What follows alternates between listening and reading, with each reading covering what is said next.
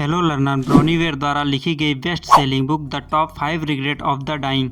इस बुक में ऑथर 5 ऐसे रिग्रेट बताती हैं जो लोग तब करते हैं जब वो अपने मृत्यु के काफ़ी करीब होते हैं, या यूं कहें कि वो जब अपने लाइफ की आखिरी सांसें गिन रहे होते हैं, जो उनके दिल में एक रिग्रेट की तरह चुभता है। ऑथर ब्रोनीवेयर एक नर्स थी जो हॉस्पिटल के उस हिस्से में काम करती थी जहाँ पेशेंट को तब लाया जाता था जब वो अपने मृत्यु के काफ़ी करीब होते थे, या यूं कहें कि जब वो अपने लाइफ के आखिरी स्टेज पर होते थे, तब उन्हें हॉस्पिटल के उस हिस्से में लाया जाता था जहां ऑथर ब्रोनीवेयर काम करती थी। और काम के दौरान ऑथर ने देखा कि उस समय पेशेंट को कई बातों का रिग्रेट रह जाता है, और वो ये सब रिग्रेट तब करते हैं जब उनका शरीर, उनकी आत्मा उनका साथ देने से मना कर देती है। और जब उनका शरीर ही उनको जवाब दे देता था तब पेशेंट कई बातों का अफसोस किया करते थे। तो चलिए जानते हैं कि वो 5 रिग्रेट क्या थे जो ज़्यादातर लोग तब करते हैं जब वो अपने ज़िंदगी के आखिरी समय पर होते हैं या आखिरी पड़ाव पर होते हैं। रिग्रेट नंबर 1, काश मैं अपनी ज़िंदगी वैसे जीता जैसे मैं चाहता था, ना कि वैसे जैसे दूसरे लोग चाहते थे।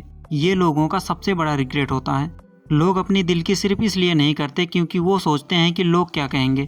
जब लोग अपने अंत समय पर होते हैं तब वो ये जान पाते हैं कि दूसरों के अकॉर्डिंग ज़िंदगी जीते जीते ऐसे कितने काम या सपने थे जिन्हें वो पूरा नहीं कर सके, और फिर वो ये महसूस करते हैं कि उनके पास अपने सपनों को पूरा करने के लिए पर्याप्त समय, स्वास्थ्य और साधन थे, मगर कुछ गलत डिसीजन और अनचाहे ऑप्शन को चुनने के कारण ये सब पूरा नहीं कर सके। और फिर लोग इस बात का रिग्रेट करते हैं कि क्यों वो पूरी लाइफ कोई भी काम या डिसीजन लेने से पहले ये सोचते रहे कि लोग क्या कहेंगे। रिग्रेट नंबर 2, काश मैंने इतनी मेहनत ना की होती। जब लोग डेथ बेड पर होते हैं तब वह रियलाइज करते हैं कि आखिर मैं इतना मेहनत क्यों करता रहा। मैं बस मेहनत करता गया और अपने बच्चों, फैमिली, फ्रेंड को टाइम नहीं दे पाया। यहाँ तक कि मैं अपने आप को यानी खुद को भी टाइम नहीं दे पाया। मैं सिर्फ पैसों और दूसरों के लिए काम करता चला गया, मेहनत करता चला गया ताकि लोग खुश रहें। इसलिए आप उतना ही मेहनत करो जितना ज़रूरी हो, और अपने बच्चों, फैमिली, फ्रेंड को टाइम दो और खुद को भी टाइम दो ताकि अंत समय पर आपको रिग्रेट ना हो कि काश मैंने इतनी मेहनत ना की होती। रिग्रेट नंबर 3, काश मुझ में अपने दिल की बात कहने की हिम्मत होती।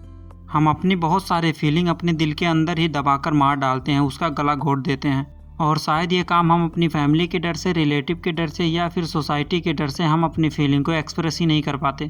बस हम उन्हें अपने अंदर रखकर उनका गला दबा देते हैं, उन्हें बाहर नहीं निकलने देते। और बहुत से लोग अपने दिल की बात सिर्फ इसलिए दबा देते हैं ताकि वो सबको खुश रख सकें, इसलिए वो सिर्फ एक कंप्रोमाइज़ से भरा जीवन जीते हैं।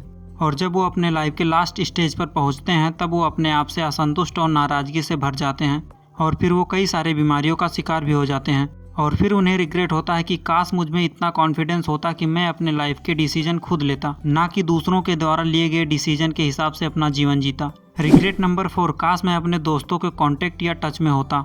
अक्सर लोग पैसा कमाने, कैरियर बनाने के चक्कर में इतने बिजी हो जाते हैं कि वो अपने फ्रेंड तक को भूल जाते हैं। वो फ्रेंड जिनके साथ उन्होंने कई हसीन पल बिताए हैं, वो दोस्त जो हमेशा सुख दुख में काम आते थे। और लोग तब तक अपने पुराने दोस्तों के इम्पोर्टेंस को नहीं महसूस कर पाते जब तक वो अपने लाइफ के लास्ट स्टेज पर नहीं पहुंच जाते, और फिर लास्ट टाइम पर उन्हें ढूंढ पाना और मिल पाना काफ़ी ज़्यादा मुश्किल हो जाता है। बहुत सारे लोग अपने लाइफ में इतने उलझे रहते हैं कि वो अपने पुराने रिश्तों को टाइम और इम्पोर्टेंस ना दे पाने के कारण बहुत दूर चले जाते हैं, और फिर लोग अपने लाइफ के अंतिम दिनों में अपने दोस्तों को बहुत मिस करते हैं। रिग्रेट नंबर 5, खुश रहना एक चॉइस होती है, काश मुझे ये पहले मालूम होता। बहुत से लोग अंतिम समय तक ये नहीं समझ पाते कि खुशी या खुश रहना एक चॉइस होती है। इसका मतलब ये हुआ कि खुश रहना एक चॉइस है जो कि किसी भी बाहरी चीज़ से रिलेशन नहीं रखती है। खुश रहने का ऑप्शन हमेशा ही लोगों के पास होता है, लेकिन अपनी ही मानसिकता की गुलामी करने की आदत लोगों को जकड़े रहती है। लोग ये सोचकर बहुत पछताते हैं कि वो अपने लाइफ में खुश नहीं रह सके, और इसका कारण वो स्वयं ही थे। और ना जाने क्यों लोग तरह तरह के ख्याली डर के साये में जीते हैं, और ना जाने क्यों फ्यूचर को सिक्योर करने में दिन रात लगा देते हैं, और फिर अंतिम समय पर रियलाइज करते हैं कि फ्यूचर की जिस खुशी के लिए वो पूरी उम्र दौड़ते रहे वो फ्यूचर तो अब बचा ही नहीं है।